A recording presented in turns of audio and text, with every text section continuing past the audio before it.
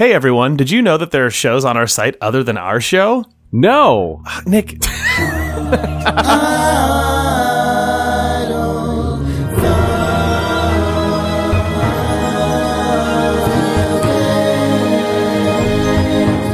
It's May 19th, 2016. This is Idle Thumbs 263. I'm Chris Remo. I'm Nick Brecken. I'm Jake Rodkin. And this is not 3 Moves Ahead. Oh. I mean, hey. 3 Moves Ahead is good.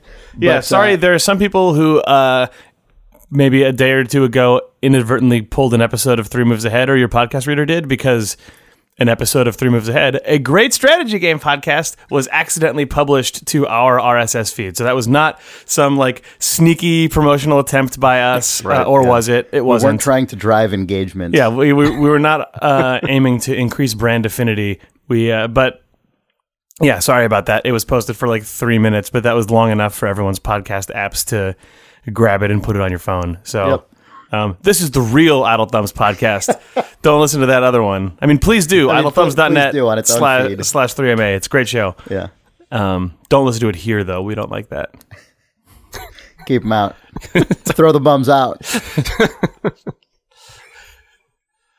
Well, hey guys, I was in Russia for a week. Oh yeah, that's true. I went to a GAMM. A GAMM. I went to a development, again, Eastern European game conference called DevGAMM, spelled DEVGAMM, which is super good. Yeah, I found out why it's called that, actually. Oh yeah, yeah. I thought it was just some weird like translation slang thing, but no, it actually it derives from a predecessor conference called FlashGAMM that was founded to like show a little leg. That was originally about Flash game development, and then once Flash game development wasn't a thing anymore, it transitioned to DevGAMM. Yeah, that doesn't explain the GAMM. No. But it was originally like... But it was Flash, I think it was like Flash Games and Meetings, and then another M. Multimedia, perhaps? Please be multimedia. I don't think it was multimedia, but let's say it was. Let's say it was Flash Games and multimedia meetings. In any case, GAMM is actually an acronym, which is why it's in all caps. And so now it's developing games and multimedia meetings. Yeah. And it's called that because they also like try to set up meetings between attendees and but mostly it's DevGAMM. And this is just DevGAMM. Anyway, it was really fun. I went to Moscow for it, and I'd never been there before. And the development scene in Russia is apparently really amazing. We just don't hear anything about it because a lot of the indie games don't get translated into English and don't seem to have the same level of like access to marketing, especially English language media, that we get. But there's a shitload of really talented people there. It's really impressive, actually. Like they seem to have really good technical education. So like the quantity of people who just, regardless of, you know, whether they're a designer or an engineer or whatever, who just have good, solid software engineering skills is really impressive. That's cool. Yeah, it was really fun. I had a lot of... Oh, also, man, I totally forgot about this until just now. I went to the Museum of Soviet Arcade Machines. Ooh. Which is in downtown Moscow, and it's an arcade that is entire. You pay like, I don't know, $10 or something to get in, and they give you a bunch of arcade tokens, which are actual like 15 kopek coin, like Soviet coins that they just have a collection of. Oh man, that actually are Soviet Union currency, and you put them in the arcade machines, and you play these like Soviet era games, and they're really crazy because they're all incredibly mechanical. You know, they're from the era of game development when you were basically wiring your graphics like directly onto the board. Right. You know, like it wasn't like software where you just change it in code. It was like, the shape of this spaceship or whatever is basically hard coded into the actual circuit board that is running this thing. But on top of that, there are machines from a way of making games that is even more mechanical, where it's like there's a racing game, for instance, where you're turning a wheel and your car is like a physical little toy car that has like a screen overlay that is projected on top of it. So like the road and the other cars are virtual, but your car is like a physical metal car that is directly like one-to-one connected to a steering system. But the rest of it is on a TV? Yeah, it's like a car on top of a TV. Good. It's like a rear projection video game. Yeah, it's crazy. And there's a lot of stuff like that. There's a lot of like weird intersection between electronic and mechanical. It was really fascinating. I mean, it's just an era of arcade game creation that, you know, was a total product of its time. You know, like the 1970s. Like it was amazing. It was really fun and cool. Nice. Yeah, I didn't get to spend as much time in there as I wanted to because they had to, like, unsurprisingly, these machines are extremely, you know, rickety and need a lot of maintenance, so they had to close it down for routine maintenance. But I played it for a while and it was really fun. That's cool. Yeah, and I was there with this guy Slava who actually did the Russian translation of Firewatch, and he like showed me around on Saturday because I took an extra day after the conference, and he was like, oh man, he'd not been in there before. And he's like, I totally remember this like weird torpedo submarine game from being a kid, which was really cool. Nice. Yeah. So if you ever find yourself in Moscow, or I think St. Petersburg, I think they have one there as well. Check out the Museum of Soviet Arcade. What was your Machines. favorite Soviet arcade game? Probably the one with the car. Okay. Yeah, because it was just so fascinating and unusual. Yeah. It was really good. Yeah, and there was a torpedo one where there was like the submarine one we played against each other, but we weren't shooting at each other. It was just sort of competitive, and we were playing at the same time. You're shooting at America, let's be honest. Yeah.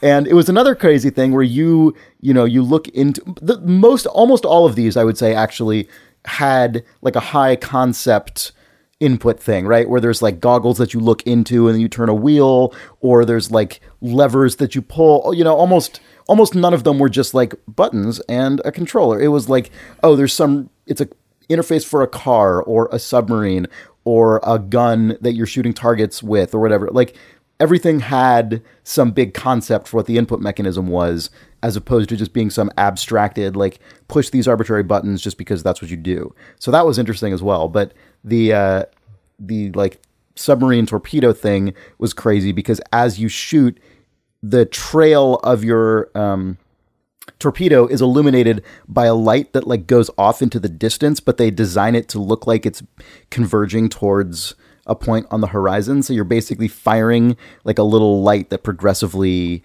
like flits back to the rear of the thing. I mean, it was just all really cool, like optical illusions and stuff. I don't know. It was fun. Nice. Yeah.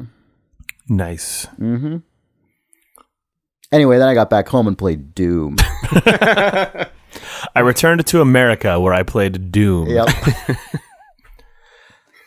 You guys also played Doom? Or Nick, I don't know if you played Doom. I played Doom. We all played Doom. But I think we between all your played trip Doom. to Russia and your then playing of the video game Doom, you are now a corrupted youth. Mm-hmm. Yeah. Did you guys enjoy Doom, the game? Oh, I really did. Yeah, I did too. I mean, we're recording this late enough after people are playing Doom that it seems like that is the general conversation is, oh, Doom was really fun. I am surprised by how fun Doom is. But also Doom's really fun. I'm surprised by how fun Doom is. I remember when they released like the initial trailers over the last, I don't know, what, two years maybe? Mm-hmm. I thought it was going to be so bad. I mean, I thought it was going to be another Quake 4 or something where it was just like a ponderous, you know, like post Call of Duty, like scripted everything. I just thought it was going to be nothing. And it's really fun. It's super fast paced and you're dodging projectiles all the time and like running around. And it's so unencumbered. It's like, by all the assumptions of modern sort of high budget first person shooter campaigns. Yeah, but it has the production values of an actual modern AAA first person game, which is interesting. Yeah. Are you digging this game at all, Nick? Or? Yeah. You seem more reserved.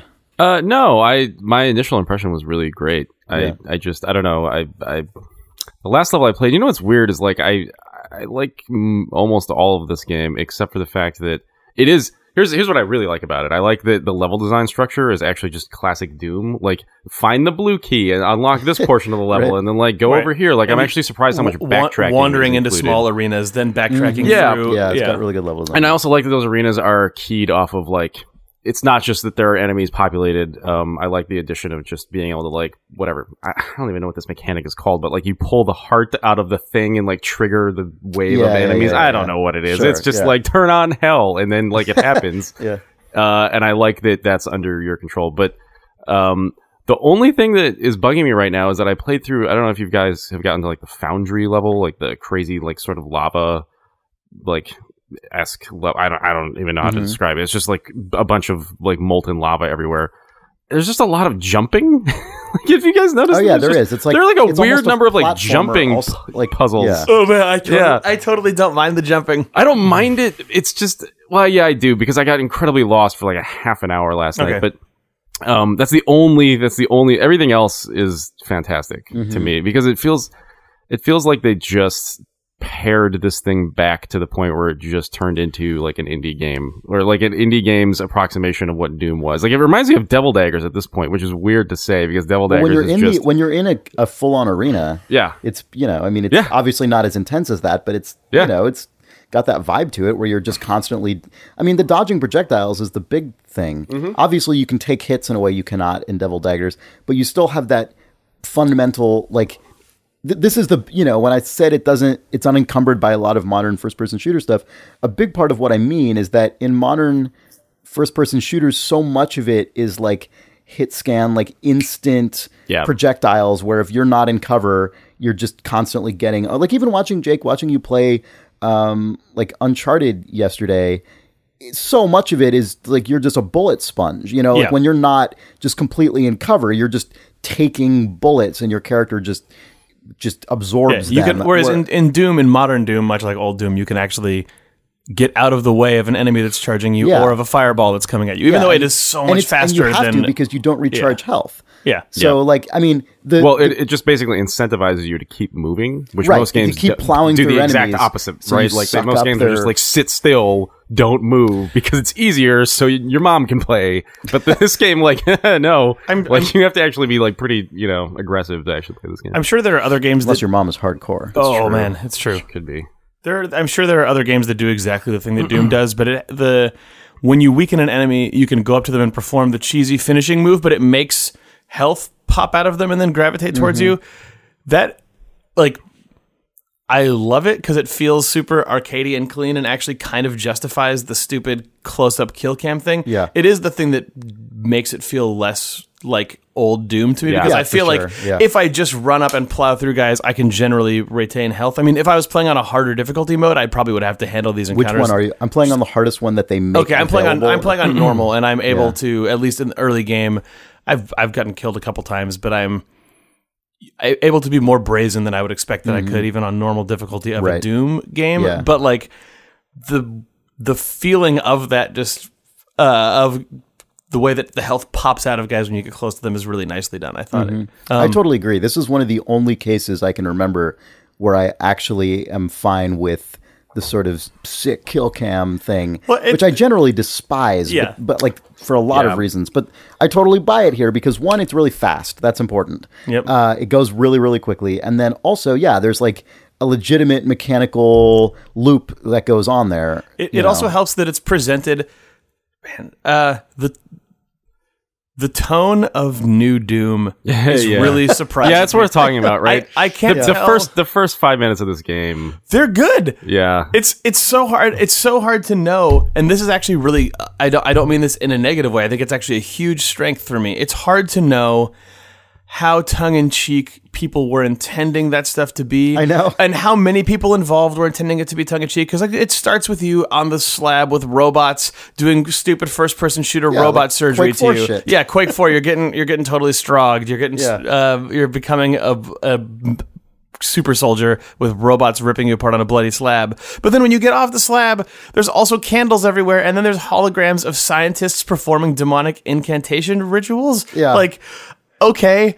Then you pick up your suit and like a prophecy occurs, and then fucking hell shows up. What's the and TV then an NPC starts talking to you on a monitor, and then you just kick the monitor away. Yeah, which is really good. Yeah, and then the fucking title cards come up that are outrageous and have like an exploding electric guitar, and they're like covered in 90s like grit explosions. Well, it's funny. All that stuff coupled with the way that you rip enemies apart and health come out of them, and the speed at which projectiles happen, and the way that height is involved. Actually, this is maybe less the Doom sequel that I've always wanted, and more the Duke Nukem 3D sequel that I've always wanted. Yeah, I see where you're coming from a little bit. Although I think the difference between what you're talking about in terms of where the tongue-in-cheek stuff lands is that. Oh, I don't even necessarily mean the humorous tone, but just like even the way the mechanics work feels more like. No, I know you're right, like but the overall effect to me is a little bit more on the Doom side than the Duke Nukem 3D side, just because the Duke Nukem 3D side pushes the like macho stuff in such an unintentionally outrageous direction. And this is the thing. This is the thing that I actually really like about this game. While I was playing through it, it occurred to me like. The fact that it does this, but then doesn't take it to 11 and doesn't just make that part of like the marketing campaign and just everything. That is, I think that's the thing that made this game playable to me, and the reason that I'm enjoying it, because it would have been so easy for them to just say like, oh no, this is what this game is now. It's the game it's the anti-shooter. We're just gonna make fun of Call of Duty every level and just do Yeah. Oh my god, it could have been terrible. The fact that it's just doing that just enough. Yes, where the tone is just right. Well, because all of those things that it includes, it basically includes just enough of it to be good, and not too much of it to just turn into a parody of itself. Which games have done before, but it's so hard to keep that. A great example of that is the soundtrack, right? Yeah, like the music in this game. This is not music that I particularly enjoy or would ever listen to in my life. But in this context, it's amazing. It's exactly what you want. Really, really good. The way the music works is so clever. Like it's a really sophisticated interactive soundtrack where as you get into combat, this like hilarious, I don't know, speed metal. I don't even know what subgenre of metal this is, but metal aficionados I'm sure could tell me. Like it comes in as you're in combat, and then as you like sort of finish the arena, it's sort of ramps down, and it's really, really, really well done, and it's totally it's reminiscent of the music implementation of BioShock Infinite, except that it's dudes just going forever until it just end and slow it down. Yeah. Sorry, I believe that I was misinterpreted when I said that it is the Duke Nukem Forever or the Duke Nukem 3D sequel that I've always wanted, because what I've always wanted is the ostentatious construction and fast combat and the sort of give no fucks attitude without the shitty turd man protagonist and machismo, and that seems like what this is. Whereas actual Doom did not have any of that self-aware outrageous layer. It just had demons throwing projectiles at you, and you're in hell, and it's sort of dark and scary. Whereas this bridges the gap but airs towards Doom as opposed to going the other direction up from Duke Nukem 3D towards just complete trash that is what Duke Nukem Forever was. Like this, but like the fact that the protagonist hears an audio log and then wrenches the screen, wrenches the display off of its hinge, and that the enemies move 3 times as fast, and that you have fast mantle and all sorts of other stuff. Also, all that stuff I really like. It feels like the way that the climbing and jumping and stuff is handled in this game feels like they went back in time and looked at some of the stuff in Thief, I guess, and also some of the stuff that like Action Quake and like some other mods were doing in that time that then just sort of fell off of the way that a lot of this movement works. Like it's not super cinematic or acrobatic climbing, but it's that feeling of that you can make a jump that seems slightly longer than it is because your guy is going to be able to grab onto the edge and pull himself up. Yeah. It's I don't know. That stuff is really cool and ties into the fact that this game actually has secrets in it, which is really nice. Like this game has I don't know how much you guys have bothered looking for this stuff, but this game has a lot of just, Doom style secrets where it's just a little room and you find a thing and that's it. And that's the entire, but it rewards playing around with the map and is a really good way to extend the sort of utility of all that climbing, mantling stuff Although, like, the one frustration of that, you know, to me is that often I won't be sure if I have like exhausted a given area or not. Like if I'm able, there are a lot of cases where I can tell just by the layout of the level or by looking through sort of an intentionally evocative or like enticing window or something. Oh, there's something in there I want. And I can't tell if like, I have to keep going and then I'll be able to come back, or I can find this now by just jumping around a lot. Where you see a ledge, or just something way up in the distance off to your right, way up, and then go, okay. And then I'll like really keep going and I'll lock myself out of the area and be like, God damn it, now I can't go back there. What's really weird about that too is that like, I hadn't really thought about it until now, but because I haven't played Doom in like 20 years, maybe more. I don't know. Okay, I don't know, but like, that was it. That was like a thing in Doom, though. I mean, that was just like wandering around the level and seeing like a thing on a higher level. Oh yeah, for sure. I mean, it's weird how like and then you go and start hugging every wall. Yeah, you hug all the walls. Panels will open. Yeah, you put the map overlay on and just watch your little like carrot drive around them. Yeah, I mean, oh man, weird. Mm-hmm. It's weird how slavishly like similar this game is to Did you guys find, Doom in terms of level structure. For sure. I mean, it's obviously very intentional. Did you guys find the Doom room, the like old Doom room? No, I've seen a video of it, but I haven't found it yet. Yeah. I was really confused when I found it. I didn't realize what was happening, and then I was hoping I could just play more of it, but I think there's one of those per map. I guess. Crazy! Yeah, I saw some kind of like thing that just said like find a different Doom, like original Doom thing in every level. Yeah.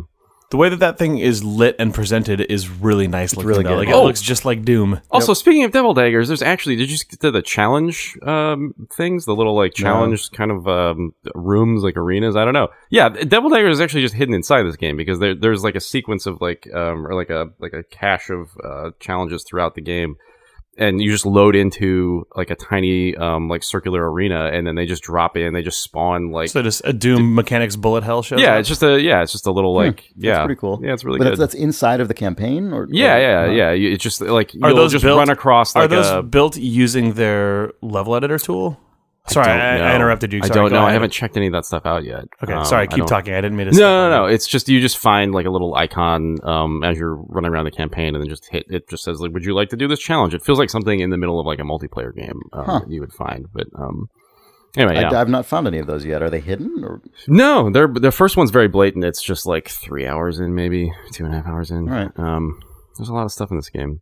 I haven't looked at multiplayer at all. I don't even know what it is. Like I know they have like the snap level, their snap thing, whatever that is. I played it when they did I played it when they did the open multiplayer weekend. Yeah, that's what you're talking about on the podcast. I guess. Yeah. And it was pretty fun. But the SnapMap is their level designer, like simple level designer. Yeah.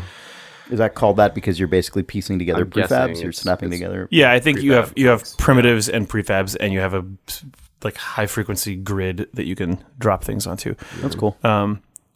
Even only being an hour into Doom, as much as I love how insanely fast paced everything is, and how it sort of has that arcadey strategic dodge stuff, given how high fidelity everything is, and also given my memory of Doom, original Doom, I do hope that there are a couple places where they take the foot off the gas a little bit. Because I suspect that the reason that this thing is unrelenting is partly course correction from Doom 3, which was very relenting. Doom 3 was, just like a lot of you're in a creepy corridor and then one guy shows up because we can't render 20 guys. But if you think back to your memories of original Doom, it for me at least, it seems like 50-50, which is probably inaccurate, of arenas filled with monsters and walking through hallways with a flickering light and hearing a little like snarling thing in the background that could be a monster in the room or not. And this game seems like it's far more interested in the former, and Doom 3 was exclusively interested in the latter. I've hit a few sections at this point, but not quite as far as like the snarling thing. I've had once where I turned around in circles for like an hour just trying to find the Starlight thing. Like, it was like the constant like the same wave file being played over and over again, and I was like, where is this guy? I've had that experience a number of times, but the way the game works has made me not. That's the thing. I was just going to say it doesn't. It's just sort of there and part of one the enemy is not as dangerous, but that being said, the point that I'm at now, it is, I guess the way the game works at this point, like, if you die, it doesn't even matter, right? Because you just spawn back at a checkpoint. Whereas in original Doom, you have to do the level over? Yeah, so it's a little more harsh. Which, yeah, I guess that just. I would be annoyed though in this game if I had to start the level over. It's just they made the right choice. These are like big, complicated levels, but if you care about trying to find secrets, which is definitely something that I think is like almost a genetic predisposition, right? Like some people just do not care and some people really care a lot. And if you do care about that, it sort of creates the thing that you're talking about, Jake, because I find myself spending actually probably about a 50-50 ratio between fighting guys in arenas and then just traversing the shit out of the whole... clear a space and then explore it? Okay. Or try to anyway. I mean, some of the stuff is really hidden. Yep. But I spend a lot of time just trying out weird jumps and like exploring corners. Have you found any secrets where the secret is a way overpowered enemy that just wrecks you? No. Hopefully that exists though. Yeah, the world where you're like, a guy behind this door is something awesome, and then just a guy who should be not found for 3 more levels appears, and then he gives you something else. He gives you like a sprite of a screaming orb. True. Yeah. Screaming orb sprite. Yeah. Yeah. I think I'm really glad that this thing is good. No. Me too. I'm totally shocked, honestly. It's really refreshing playing a game that is just one-to-one in terms of what it is presenting and what it is to play it. Right. Like, there's no like bait and switch or anything. That's the wrong word, but like there's I don't know how you put it, but it's you're a man who is supposed to be doing what he's doing in this game. This is your destiny. Yeah. To be this guy. Yeah. It is impossible to speculate with any accuracy, but I do wonder if this is the Doom that we got at all because John Carmack is absent from id Software at this point. I know all the things about all of this. You're not allowed to say I'm not at liberty to speak, but I will say this much.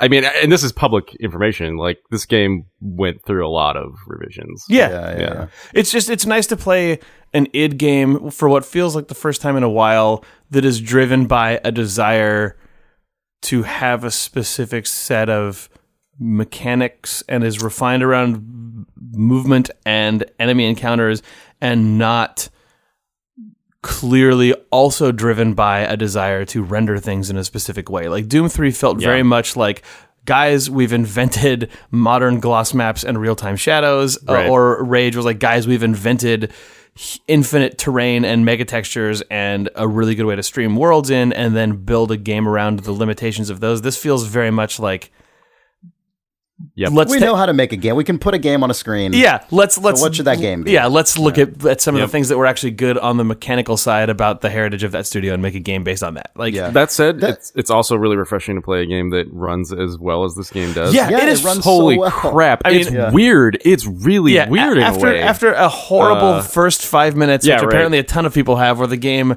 is like unpacking itself secretly without telling you we're doing some horrible thing, quitting and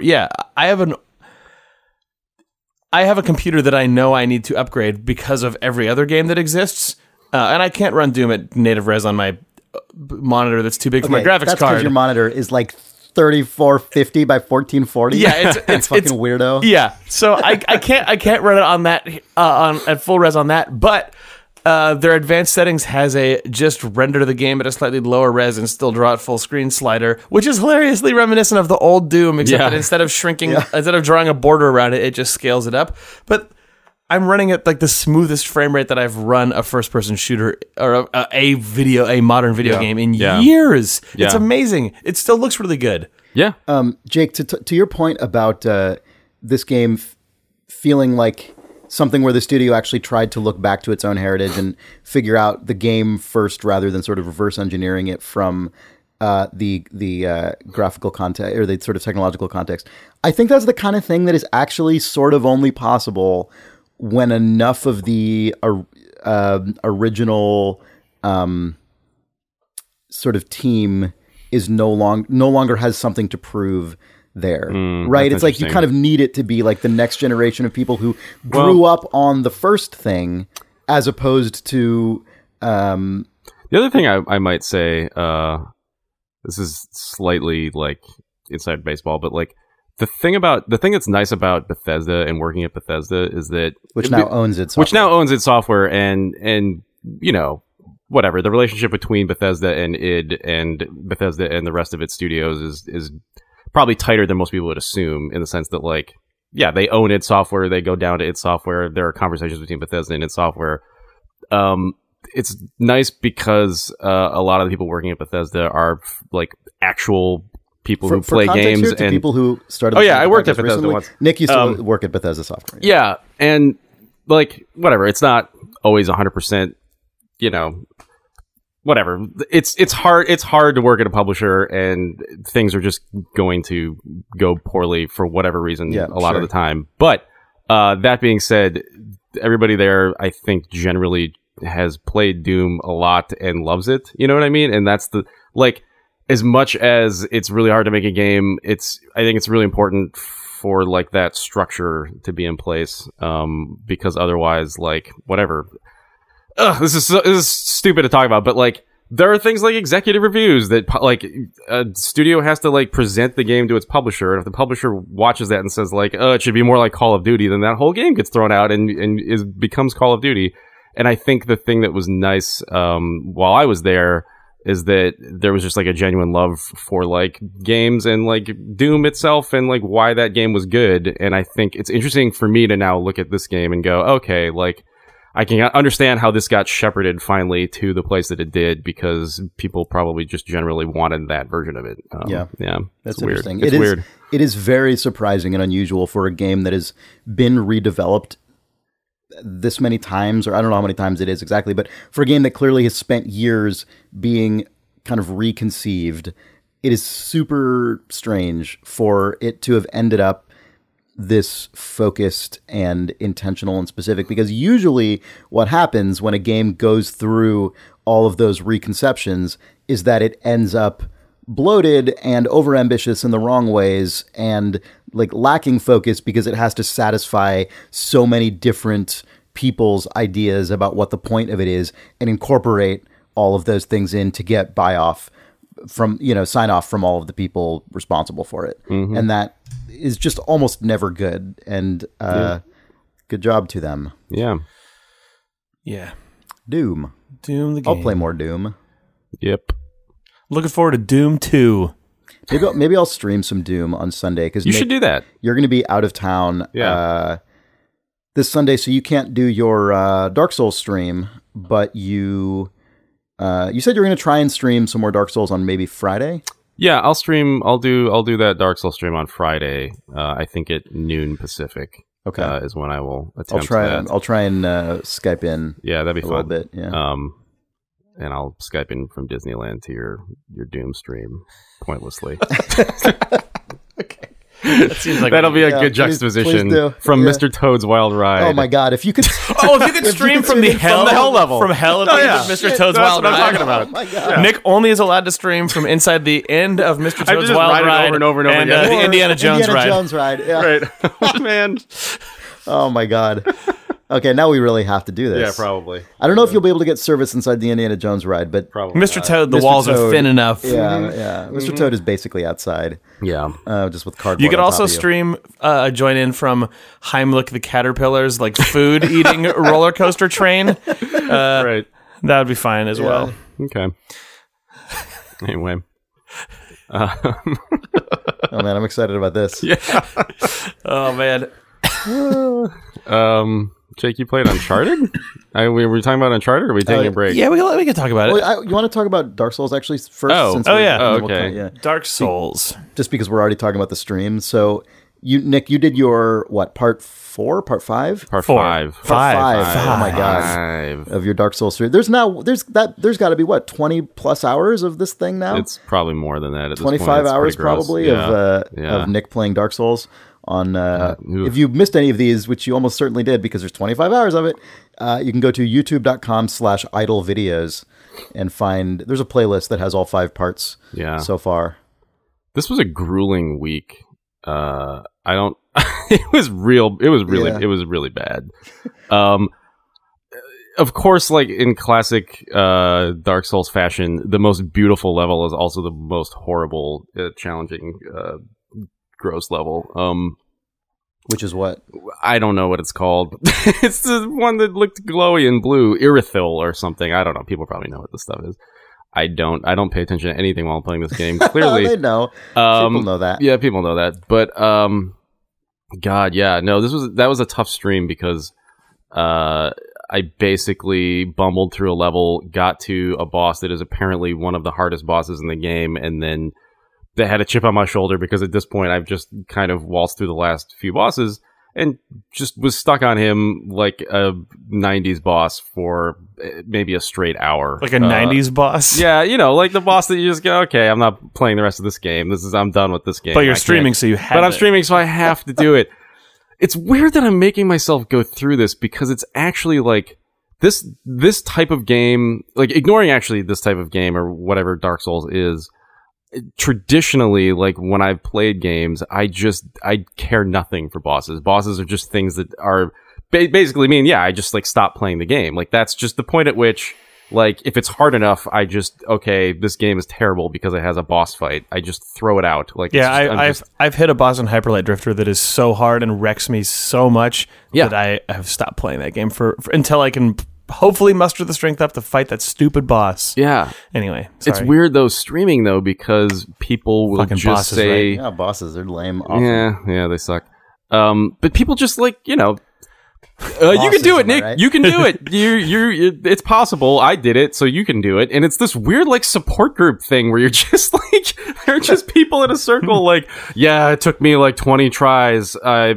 I don't know, but I think with your support, we can get through this, and it's just okay. I guess I'm gonna. I think the Dark Souls community, in total, a has a weird, like defensive insecurity support group thing going on, where it's like they're so accustomed to people just dismissing these games as just like, oh, they're just impossible. They're just totally pointlessly impossible. They're no, you can totally do it. There's this like solidarity thing of like, no, you can totally do it. We all did it. We can all do it together. The thing that almost broke me this week, though, which is they're like weird. ropes course guides or something. Yeah. Fall backwards. I'll catch you. You can climb up this pole. It's okay. You don't think that you can, but you really can. And then there's the zip line at the top. The weird thing about this week is that people from the start were just like, you're not going to be able to do it. Just run through the level. Do the thing you're going to do, you baby. Just run through. We know you're going to do it. And then you're going to get to this boss. There's no way. Just call in a multiplayer guy. Just get somebody to help you because there's no way you're going to be able to do this. You're bad at this game. You're really bad. And Chad has turned. Well, I think did you win them back over again? Interesting? Well, there were a few people in there who had no idea what L Thumbs was, so that was interesting. So they just thought I was some really stupid bad player, which I am. But yeah, it was a weird introduction. No reason to care about you or be invested in your success. Exactly. Yeah. It was this very like harsh like reality of like, oh yeah, these people don't care about me at all. Nobody cares, and I'm an idiot. This is bad. Maybe over time that the proportion will eventually tilt towards being mainly those people. It might, which will be a scary time. But yeah, that's when the need for the drinks will really. Oh yeah. I have a question for you, Nick. I saw a little bit of your stream. Yeah, was it last week when you claimed that you had 100% internalized Dark Souls 3? I had. And then on this stream, it seemed like I saw that you had an internalization level percentage like bar. Grew as you were playing the game. How did you set that up, or were you hand updating that? Or I was hand updating that. Okay. Oh no, that was a biometric reader. I didn't know if you had just like cheesily set that up on a timer that it would just go up. No, I was using hours. the Wii heartbeat meter. You had the lower your heartbeat, like the ratio of your heartbeat to the intensity of the boss you're fighting. Right. If you can maintain like a steady heartbeat while fighting a particular, then you have truly internalized Dark Souls. Yeah. There was a really interesting moment in that stream actually where so I was it actually gave me some insight into kind of what people expect out of streams, because I was playing through like the sewer zone. And people were like, "Oh man, he's gonna get to the spiders! Don't tell him about the spiders! Wait, just let him get to the spiders. The spiders are gonna freak him out, man. It was just, it's gonna be so good." And I was just glancing at chat, like, "Okay, the spider, sure." And I like, walk into the sewer, and there are these spiders that just come out, and they're like weird spider beasts with like long black hair, and they're just all gross. But, like, I don't know. I played enough games. Like, Resident Evil 4 just desensitized me to all this stuff. Yeah. I think we actually talked about, like, this stuff on the stream. It's just, like, no gross, weird spider guy, like, is ever gonna, like, shock me. But what you're supposed to do is go, whoa! Whoa! Yeah. So I got to the spiders, and I was just, like, killing them. And then I think, like, a couple people were just like, oh, way to show no emotion. And I was like, no emotion? This game is destroying me. I'm constantly freaking out on the stream. But, like, oh, I gotta, like, freak out about the spiders now? Like, what am I just gonna just constantly be like, whoa! Take a look at PewDiePie, man. Yeah. 50 bajillion subscribers, can't be wrong. It's like, all right. Yeah. And then the last thing I'll say is that I drank less on this stream, and I think I did worse for it because there's a you were weird too inhibited. Yeah, there's a weird flow state you have to get in. You didn't get into that Souls flow. And I didn't get into it. But I couldn't do it that Sunday. I just couldn't do it.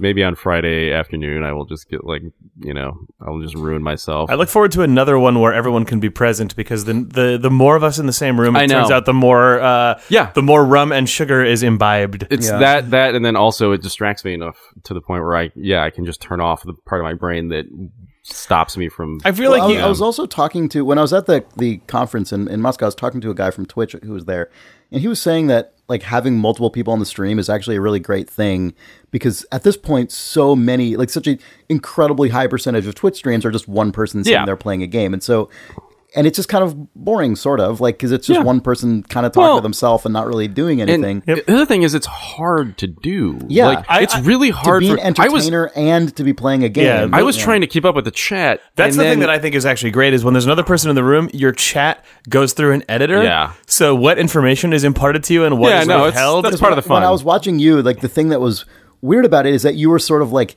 half talking to chat, but I couldn't really read the chat because I was on the plane. So I just had this weird you being like, oh yeah, name of chat person, like, okay. And I'm like, I don't know what he's talking about or like what is going on or anything.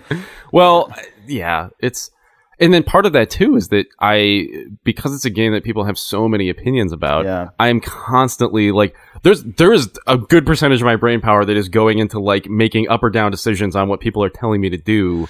I'm trying to beat a boss that's insane. It's just like, oh my, and then I'm drunk and it's like, oh, there's too many things to possibly handle. Yeah. You need a chat handler. Yeah, pretty much. Yeah. A chat master. Anyway, maybe chat meister. Hopefully I'll do another weird one just to keep up with it because I think I have to just to not let my skills degrade any further. But then maybe hopefully the week after that we can. Did you make net progress? I did. Yeah, I beat that boss. Okay. Which was really that was one of the hardest things I've ever done in a game. Oh wow. Maybe the hardest thing. Yeah. And people were like, oh, I was like, one guy was like, it's the hardest boss in the game. You'll be fine. And then I beat it, and people were like, oh, that's like nothing compared to the next guy. I was like, oh god.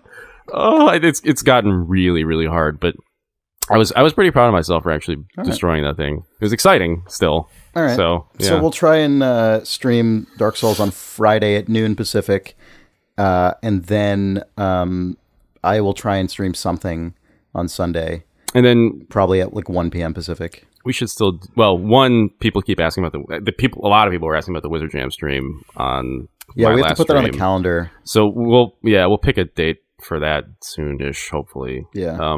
But then also that'll probably be in like 2 weeks. I would like to do Stellaris, if only because I like to talk about that on the podcast. Yeah.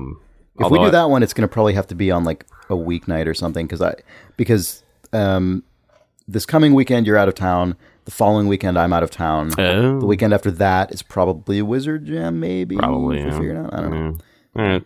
All right, well, there's, like we've said before, Nick made a thread on the Idle forums. If you go to the Idle Thumbs episode subforum, there's an Idle Thumbs stream pinned thread, and that has like the date and time for the next stream. So go on there and keep up with that. Subscribe to that thread, and you'll keep up with that information. Also, you guys mentioned Wizard Jam. Wizard Jam is going strong. It's probably too late at this point to start a whole game. Although, man, what was last week's episode called? Dead Letters. Dead Letters. Someone has already started a Wizard Jam game called Dead Letters. Wow. But awesome. Wizard Jam, if you've missed the last couple episodes, is a community game jam going on in our forums. It's 2 weeks long. It's people making games with no restriction other than the name of your game has to be the name of an Idle Thumbs episode. Man, someone is doing cruisin' for a word that rhymes with cruisin', and it looks like the aesthetics look like Dreamcast era Crazy Taxi, but you're picking up Tony Hawk's skate letters, except that they're all words that rhyme with cruisin'. Man, that's really good. And someone in the forums pitched that the game over screen says "losin'," and that is apparently now in that game. There's multiple card games that all look like surprisingly fully realized. There was an Idle Weekend episode called "In Search of Burnout Paradise," and Burnout was in parentheses. And someone is making In Search of Paradise as well, and it's just this really nice looking game where you're driving a car that has like full physics suspension through a desert, and it's crazy to see people building full 3D like car driving games from scratch, like things that would be a full AAA experience like 3 console generations ago are now just being slammed together for fucking Wizard Jam. There's some good stuff. Go to the idlethumbs.net forums. There's a full Wizard Jam subforum, and there's like 40 game project dev threads full of interesting images and design ideas you can look at. Someone had made The Eyes of Luigi, which I think was that was our title about Luigi giving you the stare down in Mario Kart for the Wii U. But The Eyes of Luigi is actually a first person, like, it seems like it might be a walking simulator where you are Luigi, like it, just being fucking bummed out about all the stuff in your house and about like the malaise of Luigi's Doesn't that life. game feature art by Stephen Frank of Panic? Yes, yeah. Stephen Frank of Panic, the guys who funded Firewatch, their co-founder is drawing a bunch of completely ridiculous, like weird ghosts and sad Luigi hands and stuff for that game. I don't know. You can look at all of Mario's trophies and be sad, and like some sort of bummed out ghosts appear. It seems like it's just sort of a Luigi malaise simulator. Also, fucking Dot Gobbler is going strong. Oh yeah. Someone made anyway. We made an episode called Dot Gobbler, which is just a shitty Pac-Man ripoff, and then someone is now. This is the second jam I think with a Dot Gobbler, but this one is like there's a fully 3D rigged, fucking sad fat Dot Gobbler who like grabs pills and shoves them in his mouth while making that like crying smile face. I don't know. Good stuff. Wizard Jam. It's all good. It's all very, very good. Yeah.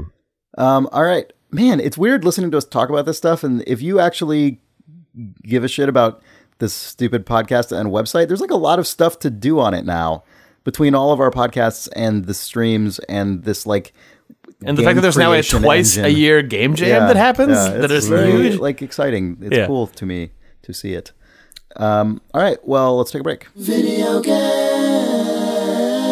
This episode of Idle Thumbs is brought to you by the Idle Thumbs Network, where you can now find several podcasts about games, one about books, and one about Netrunner. Because why not? Our other podcasts include 3 Moves Ahead, which you may have accidentally listened to on this very feed this week. 3 Moves Ahead is the premier strategy game podcast. They just did an episode about Stellaris. We also have Idle Weekend, featuring Rob Zachney and Danielle Riendo, talking every week about what's going on in the world of video games and also about the pop culture that they've been enjoying. The Idle Book Club, every month, reads a work of fiction and discusses it. We just released our episode about The Man in the High Castle by Philip K. Dick, which was really great. I had a lot of fun reading that book and talking about it. It was just astonishingly good. We've got Playscape Los Angeles, featuring Hyperlight Drifter developer Teddy Deef, talking to various members of the Los Angeles indie game scene. Terminal 7, all about Netrunner, the card game, hosted by 2 big Netrunner aficionados.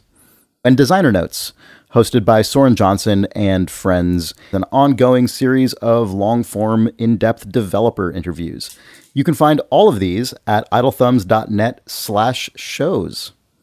Thanks, Idle Thumbs. Oh, don't mention it, Chris. Oh, this time I get to answer as Idle Thumbs instead of pretending to be the advertiser thanking you. Yeah. Also buy a mattress, probably. Video game. Hey! Are we back? Yeah, I said hey real loud, so we are. Nick sounded sad. Oh! So, Jake, you played a couple hours of Uncharted, and I watched you play. I did. I played Uncharted 4. Yes. A Thief's End. I guess, actually, since this is Uncharted, since it's a big single player story game, we should probably put a spoiler thing in here, because there are people who are just going to bail out if they hear me talking about Uncharted spoilers, which is that's probably true. Which is fine. So hey, also the thing that I want to talk about most is sort of inherently a spoiler. I know, yeah. All I want to talk about are specifics, because it's an Uncharted game that is actually all there is to talk about. So come back at a time that is 69 minutes 30 seconds. And then we will be done talking about Uncharted 4 spoilers. Okay, I have to remember to put that in there. I'll leave myself a note to tell you to put that in there. Oh, thanks, Jake. Yeah.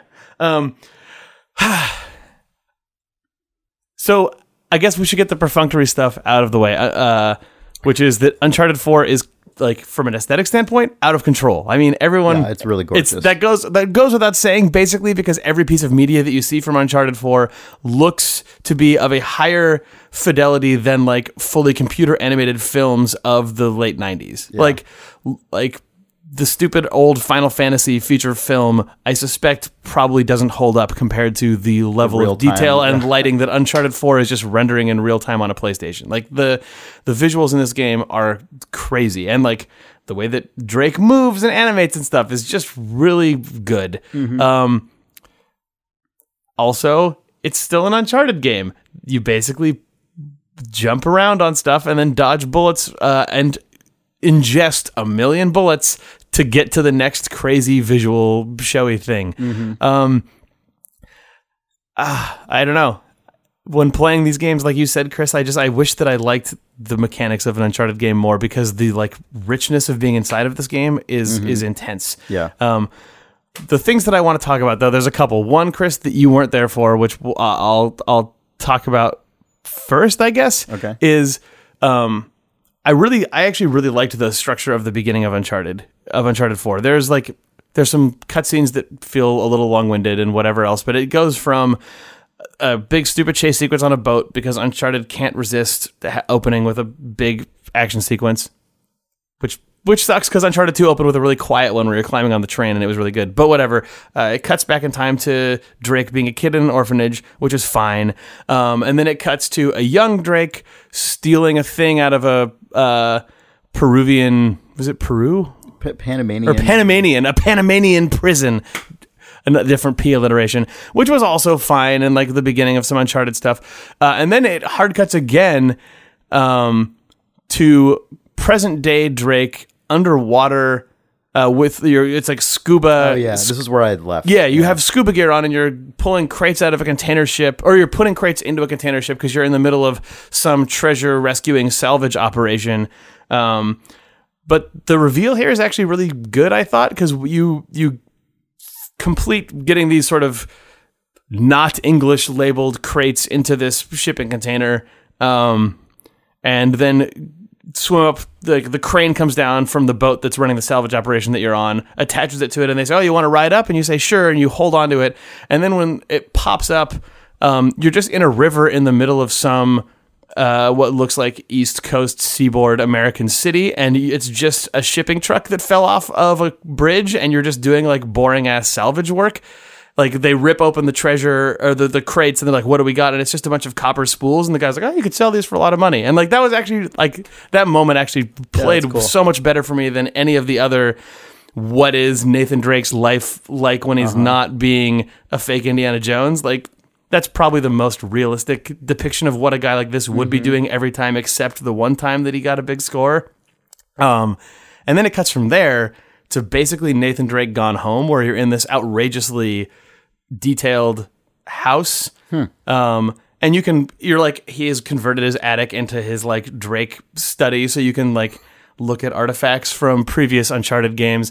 And there's all these little like purple plastic tubes around, and you don't know what they're for until you get to the end of this room and find a Nerf gun, and then you could just be like bored retired dad shooting at physics objects with a little pop gun using really all the cover mechanics. Yeah. And if you shoot all the stupid little like masks and dumb shit that and all the little plastic tubes. Well, you can just destroy your artifact. No, he just has like, there's little paper plate targets that just sort of flap around with really lightweight physics, and you can also like knock some of the cloth around and stuff. But I was hoping you would say that you could like shoot them at all your little like artifacts and treasures, and then they're all physically controlled. So if they fall off the wall and then break, then at the end of the game you get like a negative score modifier from like 6 hours ago when you shot up all your crap. All the targets are clearly just things that a bored Drake has put up in his room so that he can sort of just idly pop a Nerf gun at stuff from his desk. But all the little plastic tubes that are laying around are revealed to be like reload points, so you're using the cover system to just roll around like a fucking kid in your office, and then your wife downstairs is like, "Whoa, hey, come." Married? Yeah, this shows what I know about Uncharted. Yeah, well, I assume this is all a post Uncharted 1, 2, 3. Okay, you hear like that your wife is downstairs and that you're obviously not coming down to dinner on time, and you can sort of gone home. Can you shoot her with the Nerf gun? No, you have to put the gun back in the holster. So you can't keep the Nerf gun and have it be just in your arsenal later in the game. Accidentally screw yourself over. I mean, maybe you can in a firefight. You're like, oh no! Oh my god, that would be the ultimate Indiana Jones with the guy with the sword, and then you just pull out the gun, but it's a Nerf gun. But it's a Nerf gun? I don't know, because I put it back in the holster, but I assume that's what you have to do to activate the attic thing. Bummer. But like, I wandered through a bedroom and looked through some old wedding photos and like fucked around in the bathroom for a second. And then the thing that you've probably seen GIFs of, like this whole sequence. Oh, the PS. Yeah, you sit down with your wife on the couch, and there's a conversation about who's going to wash dishes. She cooked, so you'll clean, and then Drake says, "I'll play you for it," and I guess she's a big video game fan, and then they fucking load up a PlayStation 1, and you play the first level of Crash Bandicoot with running commentary by him and his wife about how shit you are at Crash Bandicoot. Oh man, and it's just running a PlayStation emulator. It's so like that's really good. So yeah, and so we basically both just played games in the last several days that include old games running inside. Yeah, of them. so like that whole sequence, I wish that it was a little bit tighter in how it's put together, but just its presence at all in that game was like, oh man, that is like great. That is what I want the most out of this stupid thing. I mean, I'm sure the next thing that happens, I stopped playing basically right at the start of the next mission, which I'm sure is just Uncharted gone Crash crazy. Bandicoot 2. It's probably Crash Bandicoot 2. Collect the Crash Bandicoot DVDs or see that fell out of the truck. Yeah, that's what you were diving for. It's just like, it's Crash Bandicoot. Oh man, GameStop. Can you Can you play the entire game of Crash Bandicoot? No, you get whenever you get game over or get to a certain point, it shows your high score versus your wife's high score, and I don't know if you can beat your wife's high score. Man. I definitely did not. I ate shit. Yeah. But yeah, you just get. I think that it's a limited amount, but there, when you die or when you do stupid stuff, you hear her like ribbing you or him being like, I don't know what a video game is, which is wacky meta, whatever. But they did a really good job of it. Just like seeing the mocap, really high fidelity Nathan Drake holding a DualShock 1 controller, or maybe even a pre-DualShock controller, because you have to use the D-pad to control Crash. Seeing it cut back and forth from a like super high res PS4 rendering of an HD TV with that texture drawn on it. Yeah. And then a guy playing it, like it was obviously also just showy for like, look how far we've come or whatever, but it was also just like, it was pretty seamless and good. Yeah, that's great. So that Nerf gun Uncharted and playing Crash Bandicoot with your wife Uncharted was a surprising good interlude. Nice. What year is this game meant to take place? It seems like it must be now or like. So they just like old crappy game. I'm sure Crash Bandicoot's good. I mean, the cell phones that people have and like the flat screen on of the computer in Drake's office imply that it's like. So they just have a weird now or older way to determine dishes. I think Nathan Drake doesn't realize that there are better, newer video games. Right. It's presented like this conversation has never come up before, but also, I think the implication is that she just has the PlayStation 1 because it's the game that she likes, like where someone just has their Mario plugged in or whatever. Right. Yeah. But that stuff was good and was a notable surprise. The other totally notable surprise for all reasons, but is that there is a photography mode inside of Uncharted 4, which is fucking awesome. It's again it's another way to just for them to just show off, but also it's a really cool way to take the fact that they have this game that's running in real time and that you can obviously therefore screw with it as a player and tie it into the PlayStation 4 share feature. Like you can you can pause the game into photo mode at any time by clicking the left and right sticks, and then you're basically given a real-time video game version of Instagram. Like it's your dream version of this, where you can if you're not in a cutscene, if you're in the player camera, like if you can move the camera with the right stick in the main game, in photo mode, you have full camera control where you can swivel it all the way around Drake, but also change the angle up and down. You can offset it. You can zoom in and out. You can adjust the field of view. But also they have focal plane that you can put in, so you can have a depth of field, blur. You can also add in various Instagram-style color filtering. You can add film grain. You can add chromatic aberration to sort of like have some weird color separation. There's a bunch of other features you can have, but the other thing you can do, which is really cool for compositional purposes, is you can filter which characters are in the shot. So you can turn anything into a solo Drake photo by filtering player only. You can also turn off civilians. You can also show you can turn off enemies, you can turn off buddies, you can do all these things. The implications of this are amazing. So we first started off by taking a photo series of just this one really awkward NPC in the Vargas. Vargas in the Panamanian prison mission. There's this sort of it's like a prison key. He's like a jailer, a sleazy jailer character whose like mocap acting is really nuanced, but also like sometimes he looks like he's in an FMV game, so we just cranked up the like noise and grit level to make it look like an old shitty QuickTime basically, and removed Drake and took all these really awkward pictures of him that just looked like the worst like 90s stock photography in the world. When you remove Drake in a cutscene where another person is talking with Drake, it just makes them look like they're super over emoting to like a photographer who's like, okay, now look, look exasperated. Okay, great. Now like point at, take off your glasses part way and then point at a thing behind you like you're giving a presentation. Like, and so when he's just centered on the screen alone with that, you just turn him into like hilarious, like. You know, stock photo 47, man signals to chart on board. Yeah. So we got super obsessed with playing with the player layering stuff. We finally completed the stupid mission that had Vargas in it, and then got to the next scene, which was a close-up shot of 4 characters playing dominoes. This is the first like real spoiler. In the game. We're in real spoiler zone, we think. So it's an insert shot of 3 different sets of hands, like playing with dominoes and just dice and stuff, just like whatever prison yard games. And I went into photo mode and said, and just as a joke, I was like, I want to see which guys here are my buddies. And then one set of hands disappeared. When I said hide. Oh my god! When I said hide buddies, and then Chris was like, oh, of course that. I said hide buddies, and and it disappeared, and it was and then Chris was like, oh, of course that's the one set of white hands in this shot. Whoops! No. So that was like, I think your brother who you're in prison with was revealed. But so that was interesting, and then it turns out that that's Sam. Is that guy's name? Your brother? Yeah, your brother Sam, I think is his name. Nathan Drake and this guy Rafe are planning. They are only in this prison because of the heist that you did. So now it's time for the prison break, which of course Vargas, is that guy's name? Mm-hmm.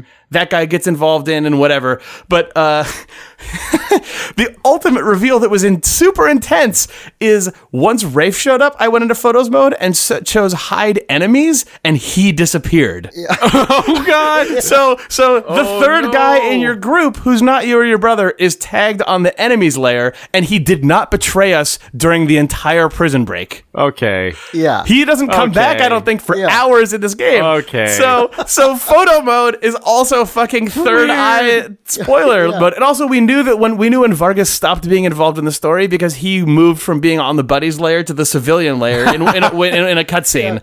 And then he died soon after. And then he died soon after. Weird. Yeah. Also, you can tell which characters are going to pick objects up or hand things to each other, because if a gun gets transferred to an enemy or to a buddy or to Drake, at various points in the cutscene, you can see where they reattach the object and what layer it gets moved to. So, like, if you hide enemies, sometimes one enemy will disappear, but his AK will still be floating in the shot. But anyway, whatever. The Rafe consistently on the enemy layer of the photo mode was like, are you kidding me? This is like...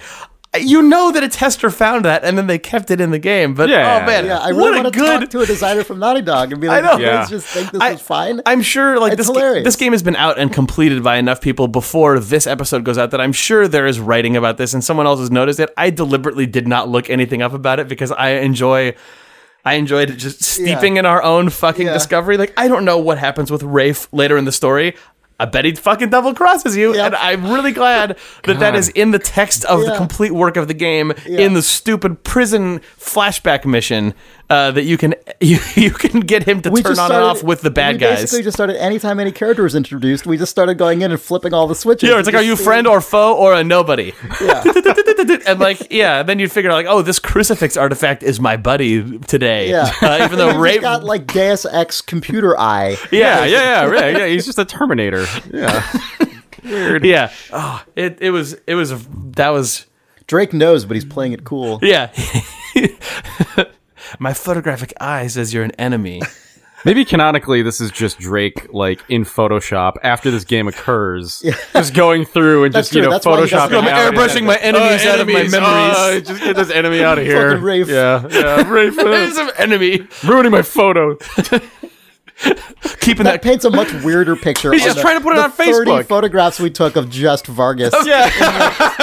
Where Drake painted himself out of them. Yeah, he's just tagging Vargas on Facebook and just uploading it for Vargas' sake. Can you upload these I found a cool photo of you here. You must be able to. In the forum thread, can we put our Vargas photo album? I hope so. Because there's some really good stuff. Yeah, Vargas stock photo, royalty-free stock photo library of Vargas, like including our like super zoom lens, like far off shot. Vargas just in the background. Yeah, and the final shot is Vargas' corpse in his office. Oh, that too. But with no one else there. Yeah. But we also have one where Drake is like climbing around on a thing, and then 500 yards away on like a little ruin is Vargas, and we just painted Drake out of it. It's just a little like weird surveillance photo of Vargas. It's really good. Yeah, that photo mode. Also, just the rendering in that photo mode. The game, game itself looks beautiful, and then the photo mode is also where they're like, this reveals how much restraint we've shown in the rest of the rendering of this game, because you can go fucking crazy with how that stuff looks by just messing with the photo mode, including revealing your enemies.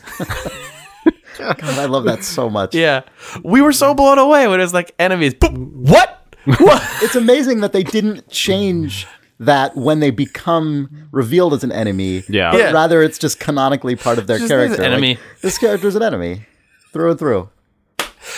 I wonder if that's just an Easter egg, because it's clearly, when we encounter Rafe again down the line, it's going to be a decade later or something. So everyone's going to look older. Like that was clearly a de-aged Drake that we were playing as. Model. Yeah.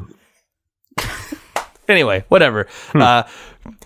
Ultimate meta spoiler that is technically not a spoiler because it is entirely in the text of the game, but it's still a spoiler because it's in the game. Me of? The fact that the fact that there's this consistent meta information about all these characters that is consistently applied regardless of what model and textures they have at any given moment. That persists across scenes and like years. I was watching a show on Amazon Video recently, and I noticed that now. Have you guys seen this? I don't know if this is true for every show on Amazon Video or not. Probably not, but maybe just new shows. I don't know. If you mouse over the video player, if you're watching just on your computer, at any moment, it shows you like the name of the actor of every character who's currently on screen. Oh, wow. It is crazy. Weird. They know who's on screen? I was wondering, it's like, do they just know whose subtitles are on? But no. They must get like programmatically get this information from the script, and it must have to do with. But it's not just subtitles; it's like anyone who's literally on screen. Maybe they're running face recognition all the time. Maybe, I don't know. I would be really curious to know how they scale this to a point that it's worth bothering with. But I was really shocked because I the first time I noticed it, I'm like, oh, okay, it's just the stars of the show, just the main people from the show, and then I realized at one point, like. It did the exact same thing this did, where it would accidentally tell me like mole, like CIA mole or whatever, and I'm just like, what the hell? Like it's really weird.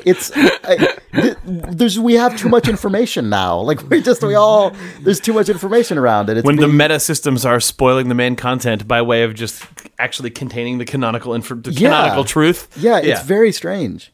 I mean, in that case, it was a little bit less absurd because it was information that was revealed like moments later. Yeah, but it's like CIA mole. You're like, oh, there's a mole. Yeah, it's a strange. It's a strange thing, and I'm really curious how they did that. It's much easier to imagine how you do that in a video game because that's all data, that's virtual data, that's data that has to be there no matter what, right. In order to render those characters. But in a television show, like a frame of it is just an image. Yeah. It's just an image with no data inherently in it. I totally had forgotten about that when you were playing Uncharted, but yeah. Yeah. Cool. Well, that was my Uncharted experience, was the photo mode spoiling a guy. Yeah. And spoilers. And spoilers commence. I mean, they'd commenced earlier. Yeah. If your spoilers if your spoilers layer is deactivated, the podcast now blips back into view. oh man. This entire podcast episode actually is unlistenable because the entire thing has been tagged spoilers. Because they didn't change it. Yeah. When we ended that segment. All right, you want to do some reader mail? Yeah. Okay.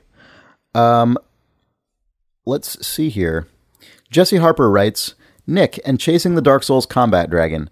Listening to Nick come to the simultaneously wonderful and cynical realization that Dark Souls combat is a beautiful sonnet, but by comparison, all other combat systems are vulgar or limericks, really took me back to 2009 when I had the same realization playing Demon's Souls. So I figured I'd list a few games for Nick to look into. First, the good thing is Dark Souls 3 is one of the harder games in the series, so you'll find yourself well prepared going backwards. I recently played Demon's Souls and was surprised to see how incredibly easy it was compared to the more recent entries. Bloodborne is also a much quicker and very different take on the same combat system. I'd recommend going back to Demon's Souls, then playing either Dark Souls 1 or 2, then Bloodborne. As for recent RPGs, if you haven't given it much time, The Witcher 3 has a very active and fun combat system. It's not quite as focused as Dark Souls, but it does have a similar feel and can be very rewarding in the same way. I recommend you play the game on the harder difficulties and really get into the alchemy systems. Interesting. Yeah. It's weird because I played Witcher 3 and sort of bounced off of the combat specifically. I did too, yeah. So I wonder going back. People love that game though. People do love that game. I also didn't really get into it for a number of different reasons, but I wonder if the combat would be less. Witcher combat has always at least been related to where you're positioned relative to enemies, even though it's not. Yeah, it's always been much more intricate than most RPG combat, which is basically nothing usually. Yeah. Yep. Finally, there's Monster Hunter. The combat is very different from Souls/Born, but man, is it ever rewarding. Things like items, placement, and animations are all very important to the flow of those games. You'll find yourself timing swings to perfectly cleave off a wyvern's tail as he flies by or strikes, and placing barrel bombs and traps to blow or ensnare enemies as they swipe at you or limp away in defeat. Sorry. I have to be honest with you, Nick. It's going to be rough moving forward. Few games will ever match up to Souls in the combat department, but rest assured there are options. Love the podcast, guys, and I've been listening since 2008. Keep up the good work, and sorry for the long email. Jesse H. Thanks, Jesse. Thanks. Yeah. Yeah. I'll probably just go back to Dark Souls 1, if only because I don't know. That'd be a fun playing stream. On a PC would be. See if you could blast through it. Yeah, I think I will eventually attempt that. You've probably pre-internalized 100% of Dark Souls 1. Yeah. I mean, just based on the internalization. Sure, based on your current internalization level of Dark Souls 3. We have to assume. Oh, that's true. Because this is Dark Souls 3, so you've probably on the curve. You're at like 300%, really. of Dark Souls 1. Yeah, something like that. Yeah, I don't know. The math guy's working on that. Deborah Taylor Kane writes, Hello, Thumbs. Last week's reader mail about the Space Jam song reminded me of the fan-made game Barkley Shut Up and Jam Gaiden. It's a bizarre fever dream of a game and the unofficial sequel to the Genesis and SNES game of similar name. Here's a taste from the wiki page's plot synopsis. The game starts off in 2041. Charles Barkley performed a powerful dunk called a Chaos Dunk at a basketball game, inadvertently killing most of the people in attendance. As a result, basketball was outlawed and many basketball players were hunted down and killed. In 2053, another Chaos Dunk is performed in Manhattan, killing millions. Barkley is blamed for the Chaos Dunk and is hunted by the B-Ball Removal Department, led by Michael Jordan. Look up some YouTube videos for more insanity. Keep thumbing, Deborah.